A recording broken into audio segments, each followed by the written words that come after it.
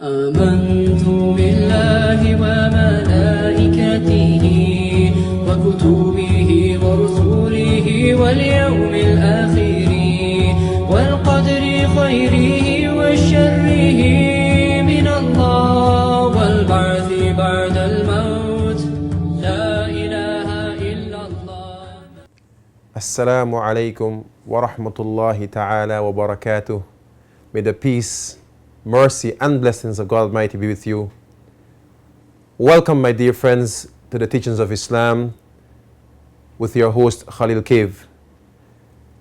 As always, it's a pleasure for me to be here with you and to share my knowledge and my wisdom with regards to Islam with you, and to help you also to clarify many areas within Islam that you may have a problem understanding, or that you may find not so easy to embrace.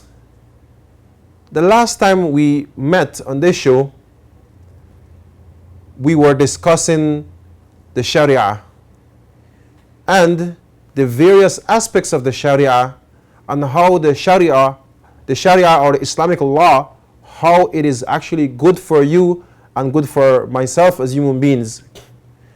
So this week we will continue to linger on this topic because it is so detailed.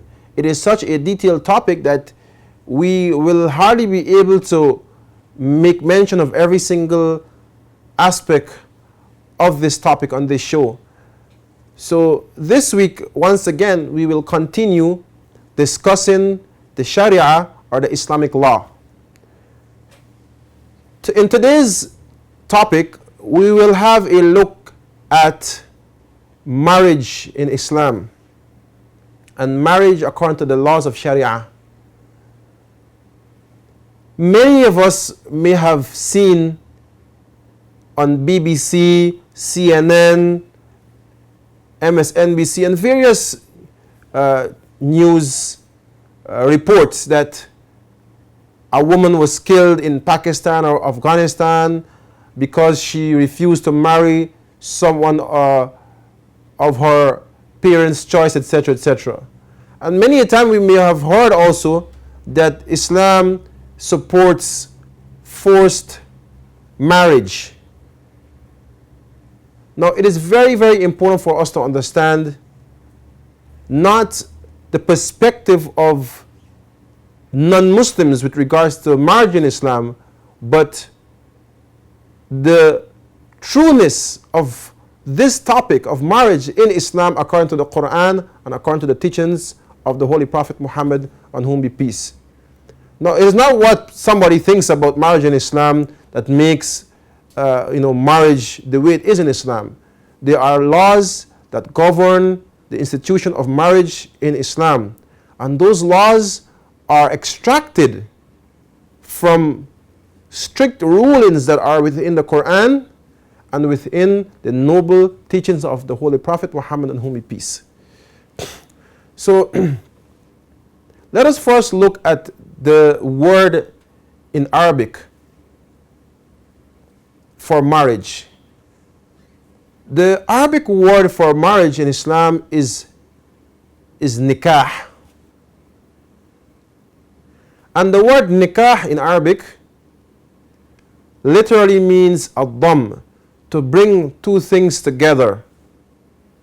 For example, if a person eats dates and cucumber at the same time, we will say in Arabic that this person has done nikah between a date and between a cucumber. See, in the Arabic culture, in the Arab culture, the Muslim culture rather, people used to eat dates and the likes of cucumber together. Why? Because dates is known to be a food that generates a lot of heat, and it's very, very potent.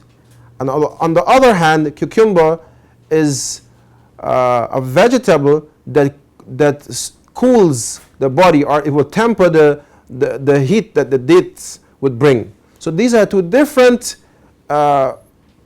eatables, so to say. These are two different things that people would eat, and both things, the dates as well as the cucumber, they have different properties. They have different properties. So the word nikah was often used when a person combines between dates and cucumber, in his meal. So this very meaning is what is found within marriage also in Islam. That marriage in Islam is the bringing together of two different individuals who come with their own difference, their own characteristics, they come with their own ways, etc. But we are bringing them together, just as the dates and the cucumber are brought together and placed in your stomach for your own well-being, for your own satisfaction. Likewise, two people from two different backgrounds, two different families, two different cultures at times, two different ways of doing things at times, two different colors, they are brought together with their differences, with their uniqueness, and they are brought together to create benefit, to create happiness, to create satisfaction, not only for themselves, but for families, for a village, for a community, for a country, etc. So this is the literal definition of nikah in Islam, or marriage in Islam. It is meant to bring about goodness. It is meant to bring about happiness. It's meant to bring about benefit for those two individuals as well as society at large. Now, marriage in Islam has rules and regulations. Marriage in Islam, there are many laws that revolve around the institution of marriage in Islam. And these laws are there not to just protect the bride and the groom, or the potential bride and the potential groom. The laws of Sharia that govern marriage are there to protect each and every person that concerns, each and every person that has some sort of a connection or vested interest in that marriage, beginning with parents and siblings, as well as the wider family, also the community, also nations or countries or tribes. All of these entities are taken into consideration in the laws of marriage in Islam. It's not just about pleasing the bride and the groom, whatever the bride wants, whatever the groom wants, this is what we just hand over to them, and they get married and they live happily ever after, and no one else lives happily ever after. How many a times we have seen this couple that is so excited about marriage, are so excited about being together, and they are very selfish in their pursuits of marriage, but then it turns out that forever in a very unjust manner they are hurting many others, the parents, etc. They end up hurting themselves also. So the laws of marriage in Islam are to protect not just the bride and the groom, but everyone else. So let us begin today with the two most important persons in marriage, which is the bride and the groom. Now, in the laws of Islam, women are looked at as very precious, and as a result, in the laws of Islam, the woman becomes the foremost objective with regards to who we should look out for, or who we should try to honor in this institution of marriage. See, men can skillfully leave their responsibilities of marriage and just jump from one wife or one woman to the next, as we see so often in society. And then a woman or the wife is left with kids who she can't upkeep, who she can't support, and she has already left the home of her parents, so she's no longer under their roof to gain their unconditional support, at least in most cases. So this is why we first look at the conditions that revolve around a woman when it comes to marriage in the laws of Sharia.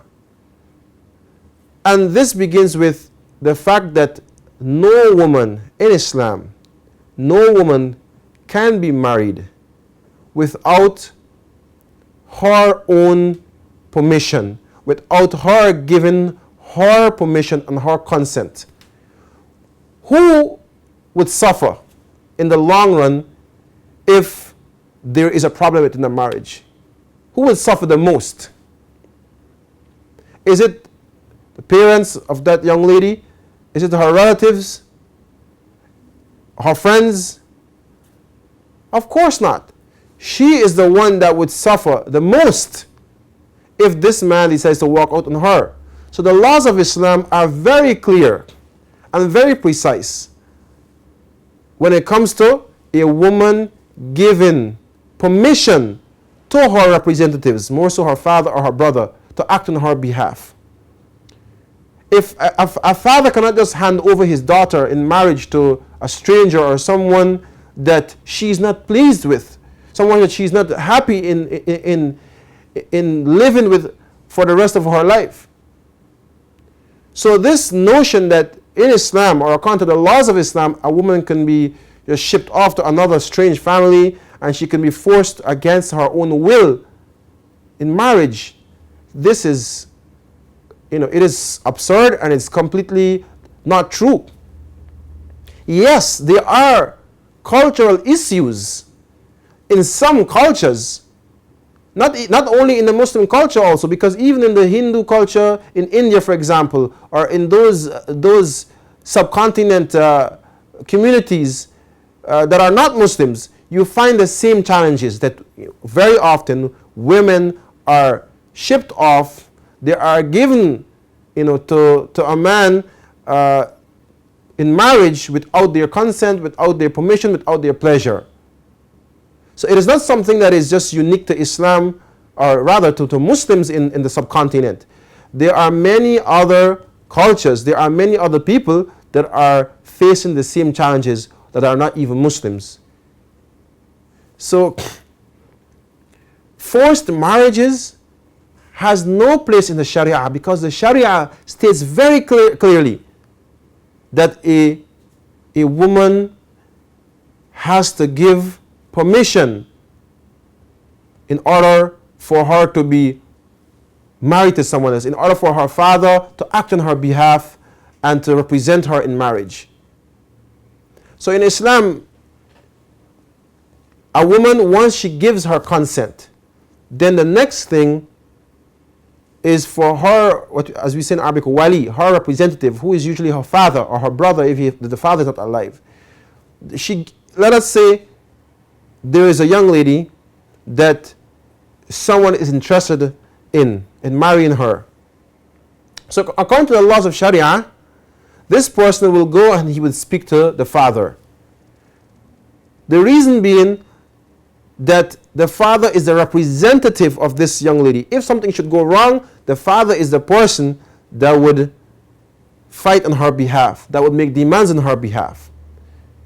And this is something that is very easy for us to understand. For example, if a person would like to go and meet the premier or the president or the prime minister, would this person have direct access to the prime minister or the premier or the president? No. This person would have to first speak to the secretary, for example, and then that message would be relayed to the premier, who would then show interest in engaging this person in a discussion or not. So likewise, in Islam, there is what is called wilaya. There is that responsibility that is given to a father or a brother or uncle or a grandfather to represent a female in the family who someone would like to marry. So when this person goes to the father and expresses his interest to marry this young lady, then according to the laws of Sharia, not according to BBC or MSNBC or CNN, according to the laws of Sharia, this young lady now, she would confirm whether she is interested in marrying this individual or not. She would then tell her father or her representative that she has some interest in marrying this person, or she does, maybe she doesn't. So if she does, then the father or the representative would relay this message to this individual that is making the proposal, and from there the families would sit together and iron out whatever details are necessary. However, if this young lady, she refuses, she says that I have no interest in marrying this person, then within the laws of Sharia, a father or any other wali, any other representative has no right to force her into marriage. This is actually against the laws of Sharia. This is against the laws of Sharia. See how systematic the laws of Sharia are. It is not just some kind of a willy-nilly way of life that a person just goes, he sees a girl, he just goes on his knees and he just expresses his intention to marry her, and then the family, no one is involved, and then what happens is that she just goes off by herself, does her thing, and that's the end of it. And the family, they have no say. What if there is some sort of a fight or a problem? Then she has no representative to represent her. Of course, if the family are being unjust, if for example a girl shows interest in marrying someone, but the family is being unjust because maybe the man is a very, very good person. Maybe he doesn't have all the money in the world, but he's someone who has exceptional character. But the parents are probably looking for someone who has a lot of money, who is extremely handsome, who has a very prestigious job, and maybe he's a minister or the son of a king or something. And she is, of course, this young lady is saying, no, I don't want all of that. I just want someone with good character and who understands good values. Then the parents would be acting unjustly towards this young lady in trying to step in her way and preventing her from being married. So the laws of Sharia are very, very clear on this. There is nothing as a forced marriage in Islam. What I've just explained to you, it is within the Quran, it is within the noble teachings of the Prophet Muhammad, on whom be peace. This is according to the laws of Islam. This is according to the Sharia. So the next time you hear about forced marriage in Islam, now that you have this information that I've given you today, you will have a better idea in differentiating. You'll be able now to differentiate between what the laws of Islam stand for and what people are doing that are affected by the ignorance of their culture. See, and this is something that continues to plague not Islam but Muslims, because a lot of people out there are thinking so bad of Islam, so bad of this way of life, all because of culture and not the laws of Islam. For example, you may have heard the discussion previously about the circumcision of women.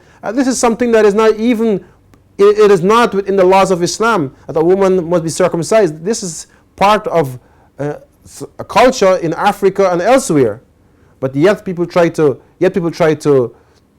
create some connection, to bastardize Islam, to paint a very bad picture of Islam. People try to create some connection between these cultural challenges and the laws of Sharia, this beautiful way of life of Islam. So let us be very fair-minded through education. Let us understand what is Islam and what is not. What is culture, for example. In many cases, the cultures are conflicting with the laws of Sharia. They're not the same. So now that we have learned what the Sharia, what the laws of Islam has to say about forced marriages, we now move on to the next topic, which is the responsibility that family has within marriage. In Islam, it is not just about being married. Every moment of that marriage needs to be supported by family, of course, not friends, not strangers, by family especially. So in the laws of Islam, the laws of wilaya, the laws of representation of the woman and the man, these are conditions for marriage in Islam. For example, the Quran says that وَإِنْ خِفْتُمْ شِقَاقَ بَيْنِهِمَا, if you fear, if the family fears that there will be shiqaq, there will be harshness, and there will be strife between the husband and the wife, فَبَعَثُوا حَكَمًا مِنْ أَهْلِهِ وَحَكَمًا مِنْ أَهْلِهَا, then appoint an arbitrator from both sides, from the husband's side as well as the wife's side. وَإِن يُرِيدَ إِصْلَاحًا يُوَفِّقِ اللَّهُ بَيْنَهُمَا. If, when they sit together, both families can be level-headed and they can come to an agreement, they can reconcile, then God Almighty, He will inspire both of them to live peacefully, to go forward in an amicable way. So this verse of the Quran highlights the importance of family in marriage and the role that they play. So for this very reason, in Islam, one of the conditions for marriage, besides having the bride and the groom, there needs to be two witnesses. And usually the two witnesses would be representatives from both sides of the family. If they are not available, if they're not around for whatever reason, then representation must be from two neutral persons who are known in society for their uprightness, for being just and fair. So these two witnesses in Islam are conditions for marriage. And a matter of fact, if there's no such thing like being married without witnesses, there must be two witnesses, at least two witnesses. There must be at the time of the enactment of this agreement of marriage. And if there are no witnesses, or if there's only one, then that marriage is null and void. So the laws of Sharia, even at the very, very moment of marriage, it states very clearly that there needs to be people there who are witnesses that this woman was not forced against her own will to be married. Neither was anything imposed on her. No sanctions were imposed on her if she should not get married. So the witnesses will be there, and the witnesses will have to be fair-minded people. They have to be just people. They have to be people of uprightness, people who are of good standing. And usually, parents are there to have such support for their daughters or for their families, and they will witness this moment in all fairness. So as we look at marriage in Islam from this perspective, we would be able to see now that there is a uniqueness within marriage in Islam. It is a well planned out system, a well planned out way of bringing two individuals together with their own uniqueness, etc., etc. Now, many a times I get this question from people: so why then, in Islam, you're not allowed to date?